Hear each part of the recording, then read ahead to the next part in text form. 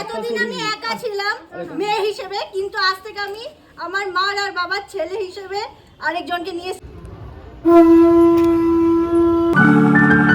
Good afternoon. ভীষণ ক্লান্ত, ভীষণ বিধ্বস্ত। 4টে ঘুমিয়ে 9টায় উঠে ভেবেছিলাম ঘুমাবো, কিন্তু আর শরীর মানে কাজ এত ছিল যে আমি ঘুমাতে পারিনি। তো আলটিমেটলি বিয়ে কমপ্লিট। এটাই হয় যে দিনটা যখন শুরু হয় আসাটা, তখন পরপর চলবে, মানে কীভাবে শেষ হয়ে যায় বোঝা যায় না। তো আজকে হচ্ছে গিয়ে সেই দিন, সেই একটা বিচ্ছিরিকর দিন। সবাই জানি, সব কিছু জানি, তবুও একটা মানে খারাপ লাগার জায়গা। বোনের আজকে শ্বশুরবাড়ি যাওয়া, তোর সাথে আমি যাওয়ার কথা।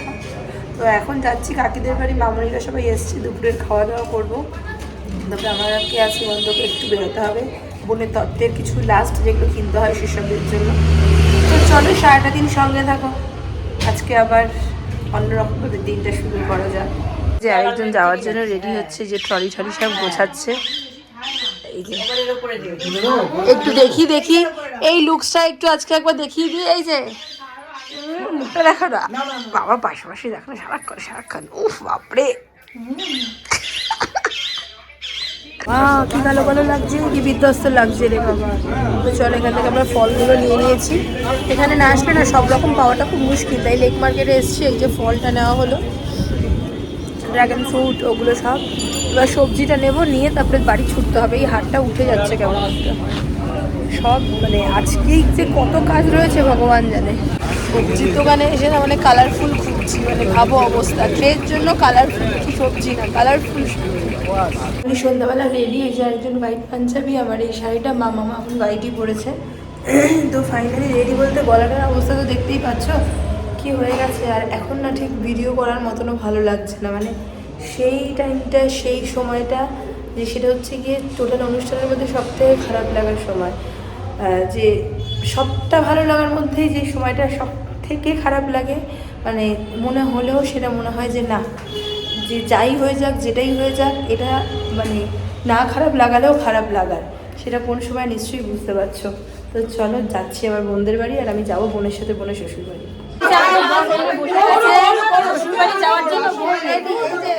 সবাই এই যে জোকারটা দিয়ে দাও।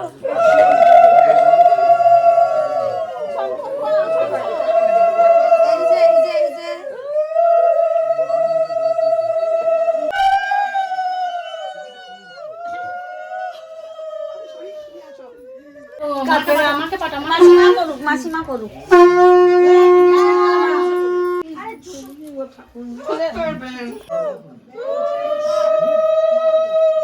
এতদিন আমি একা ছিলাম মেয়ে হিসেবে, কিন্তু আজ থেকে আমি আমার মা আর বাবার ছেলে হিসেবে আরেকজনকে নিয়েছি, সেই চাল দিয়ে গেলাম।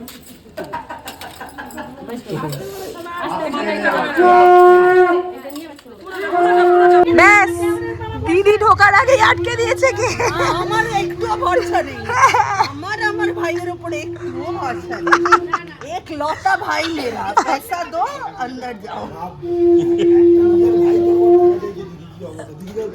এটা আমার কিন্তু পেমেন্ট বেশি হয়ে গেল। আমি যে এতক্ষণ ধরে কোলে ধরে দাঁড়িয়ে আছি, 10,000 দাম তোমার পাশে, আমার হাত ব্যথা করছে। না লাইটটা জ্বালিয়ে দাও, গাড়ি ভিতরে আপনা ভাগ্নিগুলো দাঁড়িয়ে আছে, ছোট ছোট দে, তাড়াতাড়ি মালটা ছাড় ভেতরে। এই দিদি আমিও নামিনি, দেখি দিদি একটু আমি সরবো। হ্যাঁ হ্যাঁ।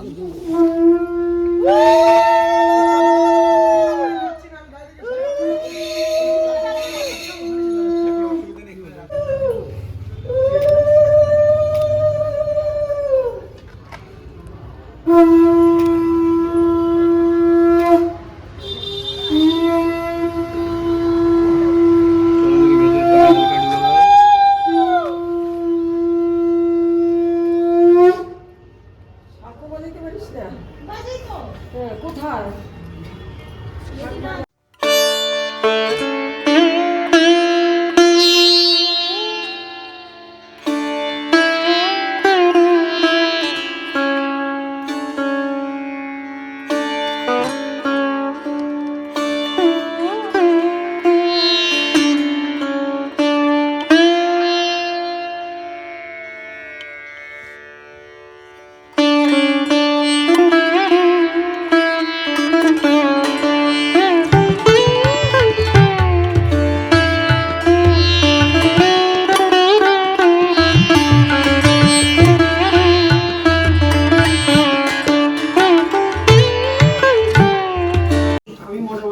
তাহলে একটু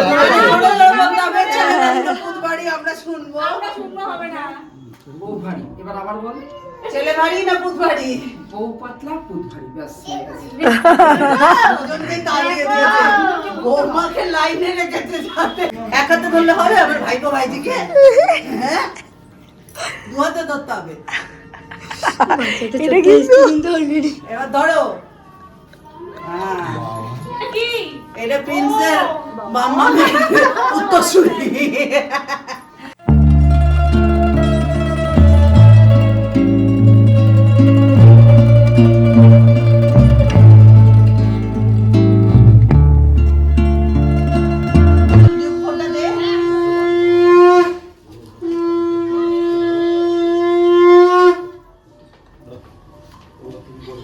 দেখি ভাই একটু দেখি ঠাকুমা সেইখানে বসে না শুধু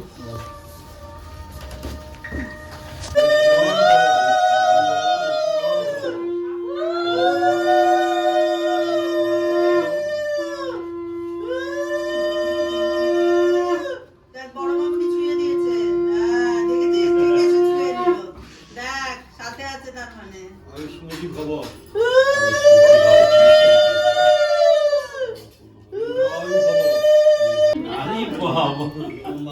হ্যাঁ দুজনে মিলে খাওয়াচ্ছে। জল জল খাবি? একটা বটল ভরে দিয়ে দাও।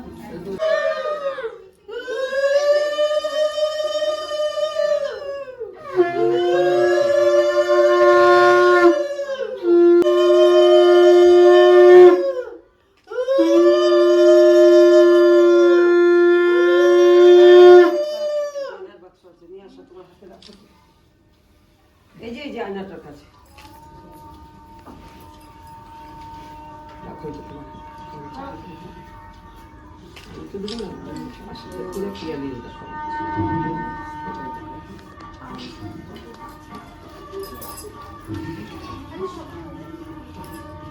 কি গো দাও।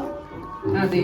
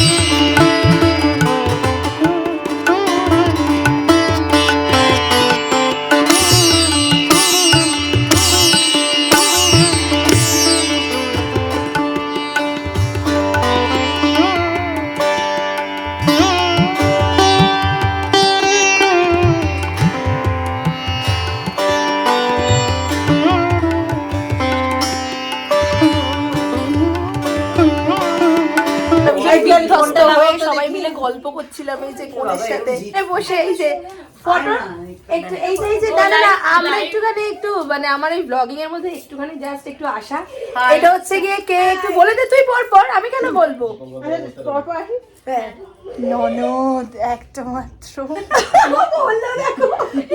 নিজের কারণ আরেকটা পাশে আছে ওরে বাবা যা আমাদের একটা মাত্র আর কাউকে দেখা যাচ্ছে না আর বাকি মানে একটুখানি হ্যাঁ নতুন জামাই পুরনো জামাই ব্যাস চলো কালকে সারাদিন ব্লগিং এ অনেক কিছু সবাইকে দেখতে পারবো চলো অনেকটা রাত হলো হাসি মজা, তার সাথে মন খারাপ তো রয়েছেই, কিন্তু আমার লাগছে না তার কারণ আমি বোনের সাথে রয়েছি বলে। তো আজকের মতন ব্লগটা এখানেই এন্ড করলাম। আবার দেখা হবে কাল নতুন একটা ব্লগে। Tata, good night.